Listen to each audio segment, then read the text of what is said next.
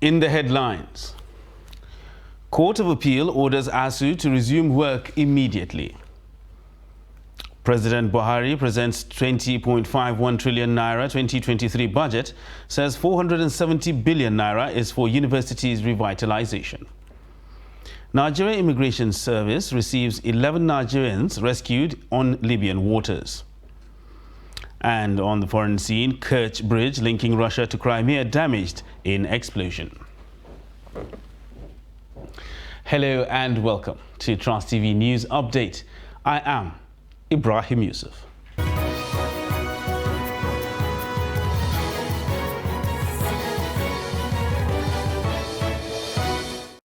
Hello and welcome once again. We begin with industrial matters, where the Court of Appeal has granted the Academic Staff Union of Universities permission to appeal the ruling of the National Industrial Court, which ordered the union to call off its strike.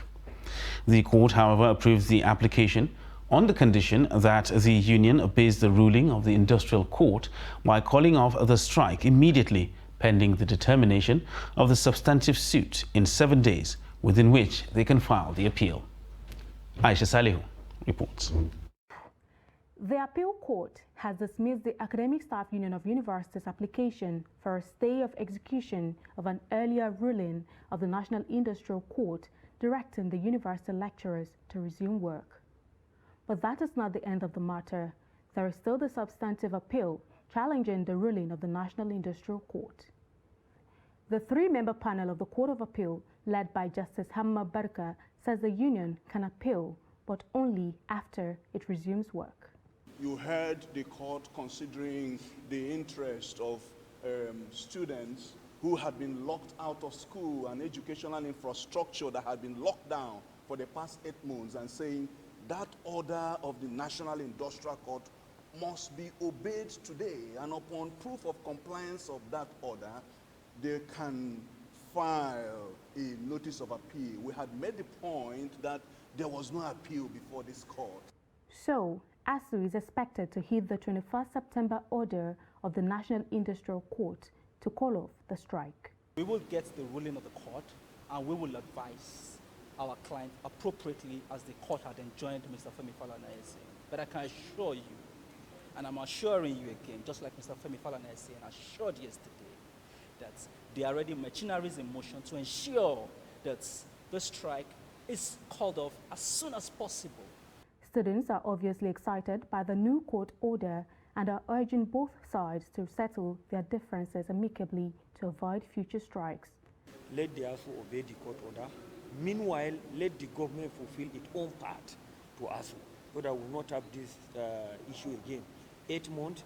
And on this note, I would like to call on the Nigerian students to remain calm and prepare themselves as we are going back to class. Let us be law-abiding citizens. And of course, we'll start the struggle of compensation from the government. We can't be losing months without any compensation. The appeal court has tied ASU's immediate resumption of work immediately to the appeal, and this should happen within 7 days. It means the permission given by the appellate court to the union to appeal will be automatically vacated if it does not resume work in the given 7 days. Aisha Salihu, Trust TV News, Abuja. Meanwhile, after President Buhari presented the 2023 budget proposal at the National Assembly on Friday, he met with Speaker of the House of Representatives, Femi Gbajabiamila, at State House, Abuja. It is the second time in 2 days that the President, the Speaker and a delegation from the House of Representatives will meet on the knotty issue of the federal government's face-off with the Academic Staff Union of Universities.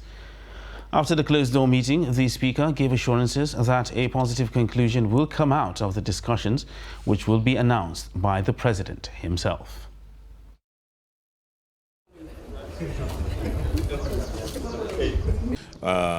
Which was supposed to be yesterday, but unfortunately the president was not around. This is a follow-up. We had, once again, very, very fruitful, good discussions with Mr. President on the pending issue, and this matter will be concluded you will hear directly from the president, but suffice to say that we had a very good meeting, and it will be concluded. Assurance to Nigerians. Assurance, the assurance is that we've met with the president, we've discussed. It was a positive meeting, and the leader here is telling me very positive. And it shall be well on. I think Nigerians will hear directly from Mr. President. We all look forward to it. But we had a good meeting. You can read in between the lines. Thank you. Yeah, all right.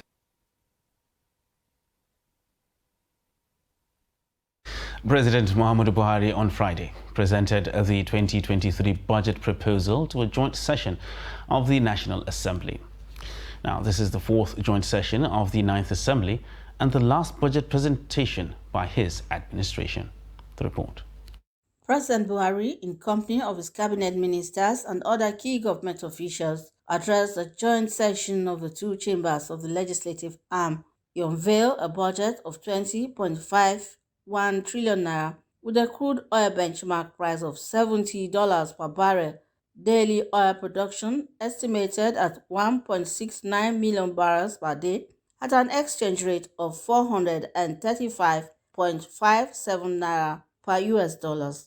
While giving a breakdown of the budget, the president said the 2023 transition budget was designed to address critical issues and lay a solid foundation for the incoming administration. To further address structural problems in the economy and to drive growth, capital releases thus far have been prioritized in favor of critical ongoing projects in the power, roads, rail, agriculture, as well as health and education sectors.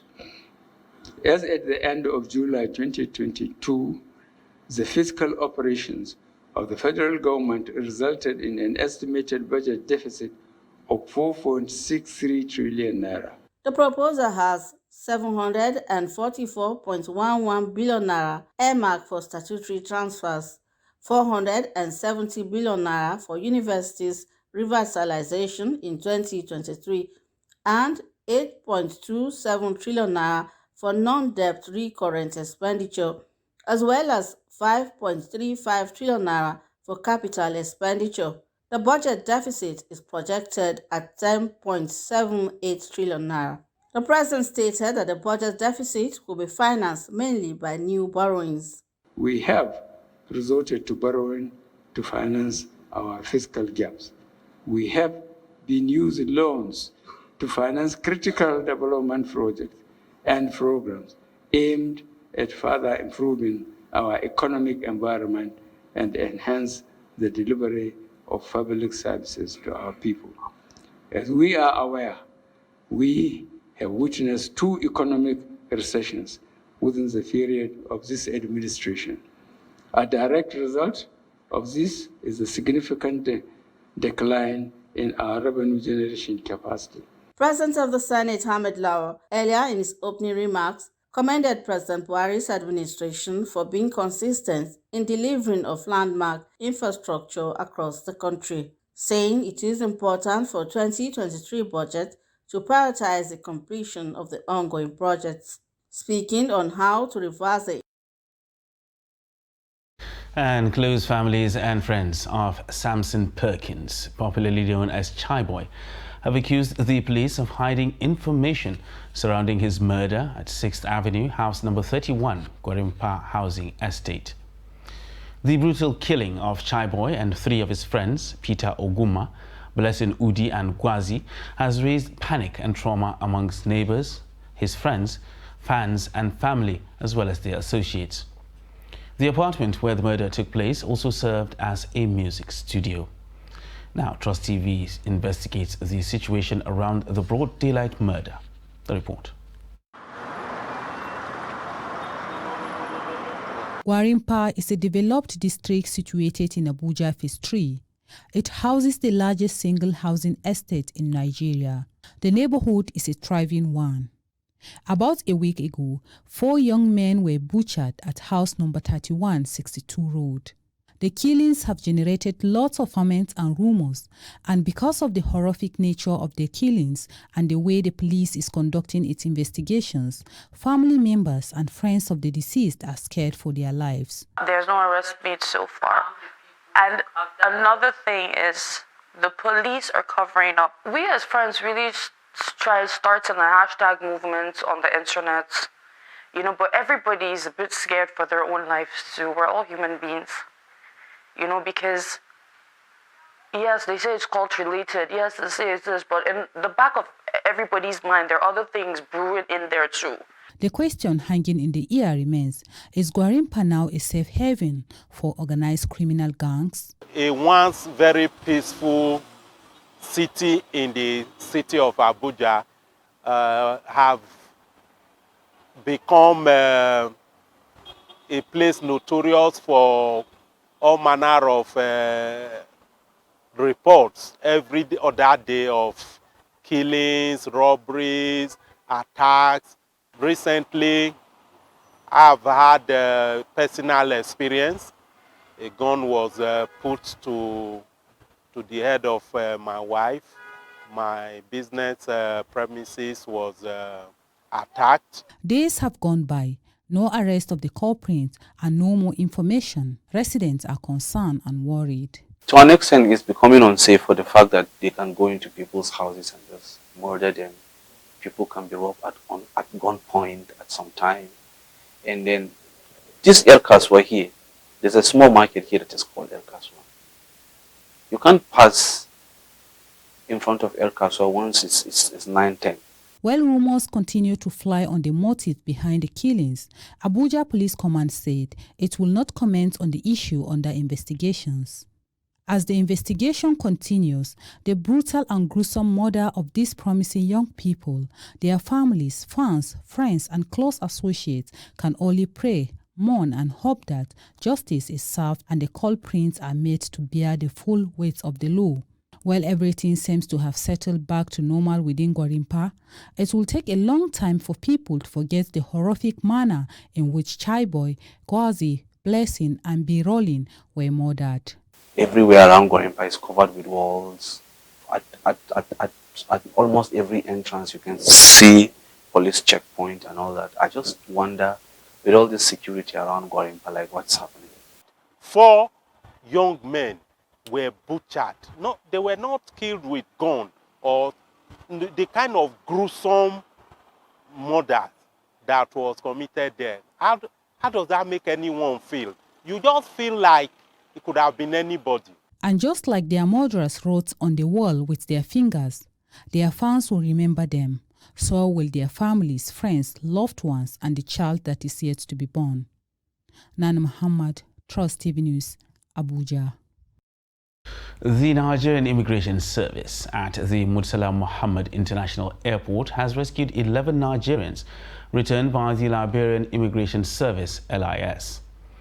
The 11 young men were rescued by the LIS on September 11th on that country's high sea after stowing away on a sea vessel from the Apapa port in Lagos 4 days earlier. The LIS said 14 men comprising 13 Nigerians and a Cameroonian initially stowed away, but 2 Nigerians lost their lives after the crew of the ship tortured them when they emerged to beg for food. The crew of the vessel reportedly threw them overboard to die. The controller in charge of the Murtala Muhammad International Airport Immigration Command, Adeola Adesokan, praised the efforts of their counterparts from Liberia for rescuing and feeding the men in the spirit of the ECOWAS protocol. And operatives of the Oyo State Police Command have arrested 3 suspects in connection with illegal possession of 350 pieces of live cartridges. The police paraded the suspects at the police headquarters in Eleye, Ibadan, the Oyo State capital. The command's public relations officer at Dewale Oshifeso disclosed that the suspects, who were nabbed in Isheyin area of the state, are specialized in selling ammunition to criminal groups in the axis. The command also nabbed 4 suspects who specialize in dispossessing residents of Ogbomosho of their tricycles.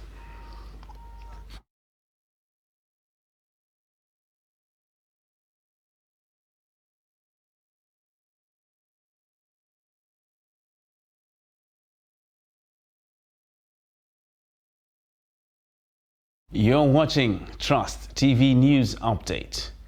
And still ahead.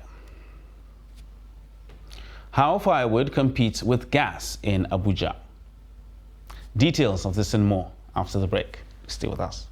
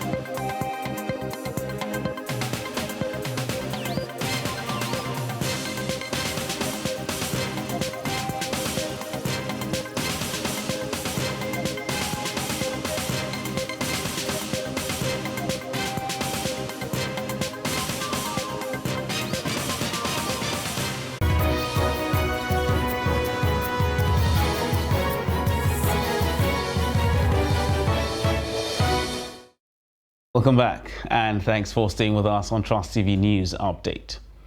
Now another look at our top stories. Court of Appeal orders ASU to resume work immediately. And President Buhari presents 20.15 trillion naira 2023 budget, says 470 billion naira is for university revitalization. And moving on to other news now. Power supply in some communities in Benue State has witnessed an improvement in recent times. And residents of these communities who spoke with Trust TV's Jimmy Adzande on the development are elated and want the status quo either maintained or improved upon. The report.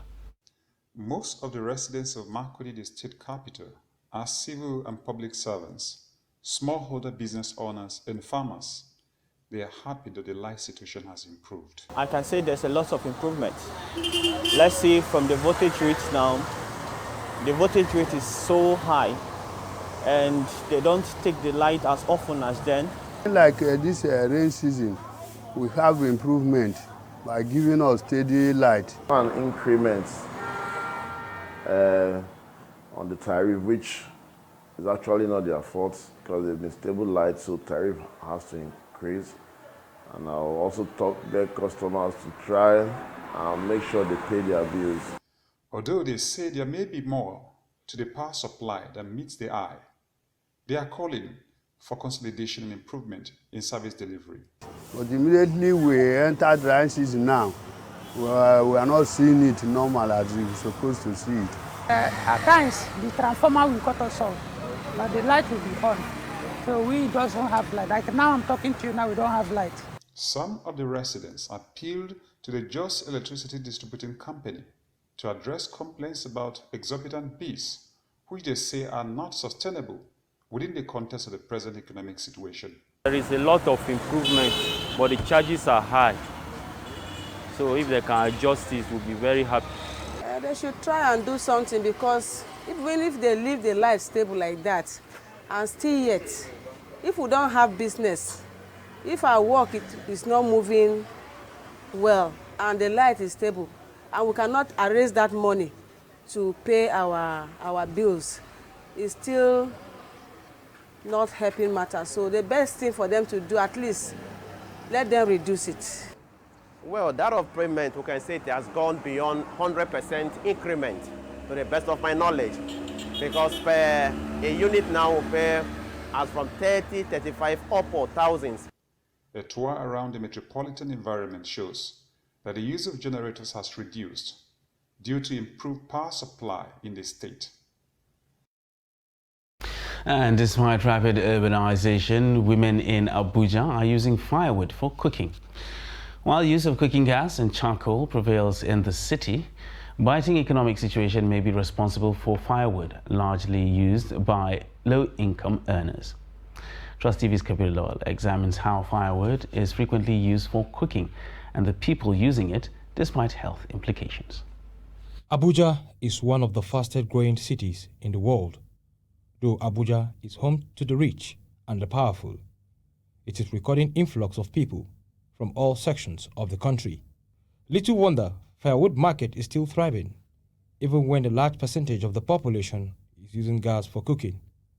Smoke from firewood is known to be generally dangerous to health, but the population known to be at greater risk include children, teenagers, and other older adults. Also at the more risks are people with lung disease, asthma, heart disease, outdoor workers, and the homeless, among others. Despite these challenges, many who cannot afford cooking gas due to lack of adequate finance still find themselves faced with the option of firewood.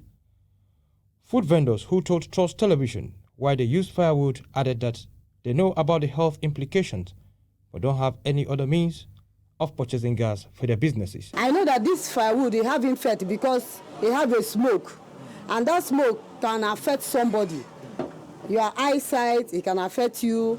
Even in your head, the fire can affect you. Gas that they are using now, if you put it maybe 2 days, 3 days, the gas had been finished. And if you don't have money to be putting the gas, your parent cannot eat at home. But firewood, you can move to anywhere. You can meet the firewood and use it and cook the corn. Example like this corn now, if you don't use plenty firewood, you cannot be able to do. If you cook it in gas, if the corn is not done very well, it will make your stomach to pain. Some women who insist on cooking with firewood said it is not just cheap, but that food cooked with firewood has a unique taste, which brings out the authenticity of the flavor, making it attractive to consumer. The reason why I use firewood, because the firewood is very helpful. It helps me in many ways. It's more or less cheaper than all these their gas now.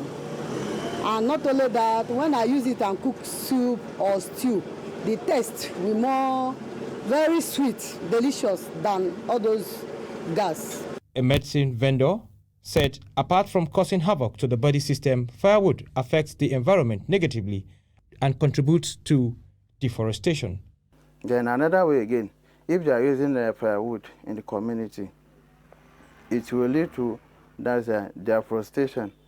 They will end up making environment. Understand? They will end up entering bush, cutting the bush, trees, which will make the community now they exposed to either weathers. That is the climate change of that environment will be in the high side. Firewood smoke contains such compounds as carbon monoxide, which are all dangerous to the health. Kabir Lawal, Trust TV News, Abuja. The Abuja International Trade Fair has closed, with exhibitors appealing to government to create an enabling environment for businesses to grow. Trade fairs are usually staged to connect new businesses and potential clients. Noel Sampson visits the fairground and now reports. It is where decision makers meet in person, with exhibitors creating a long-term base for trust. Trade fair participants get an overview of what the industry has to offer and can thus observe the competition, and it's also a place where customers get to buy products at lower prices than it is in the normal conventional market. The 17th edition of the Abuja International Trade Fair officially closed on Friday, but sales continued to the 9th of October. The trade fair started on 30th of September, and the aim of the fair is not far-fetched to stimulate business growth. Well, the main purpose is to promote business and build wealth for both the participants and the nation to contribute to the economic growth of this country. And that's why we have the team centered around wealth creation through SME digitization. So we are using this trade fair to promote investment in the FCT and through the SME business operators.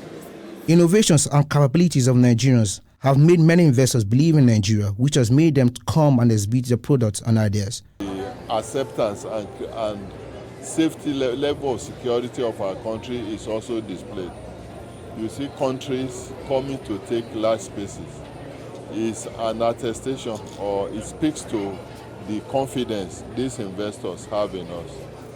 Then you even have agencies or governments like NIMASA here, like NOTAP, coming to exhibit what they are doing. These are all innovations that brings to the fore the potentials and capabilities in Nigeria. Despite the good intentions of the trade fair, exhibitors and business owners complained of low turnout of customers who may be apprehensive of increasing prices of the commodities. I'm expecting to see the venue highly attended by those that are exhibiting, but from what I'm seeing, just few people came out and it's not really impressive. Other participants should be coming, because when they come, when we are many participants, then the customer will come and see what they will buy. This year, the participant is not much. The stance, this place we know is the federal government that gave this place free of charge. But if you are charging us per square meter 15,000 naira, it is too much now. Exhibitors appeal to the government to help make the next edition of the trade fair more lively and competitive as it used to be before. Noel Samson, Trust TV News, Abuja. A look at the foreign scene, where a fire sparked by a car bomb has broken out on a key road and rail bridge linking Crimea to Russia, which annexed the territory from Ukraine in 2014. Moscow authorities said Saturday that the bridge, which was built on the orders of Russian President Vladimir Putin and inaugurated in 2018, was a key transport link for carrying military equipment to Russian soldiers fighting in Ukraine, especially in the south, as well as ferrying troops. Russia had maintained the bridge was safe despite the fighting in Ukraine, but had threatened Kyiv with reprisals if it was attacked.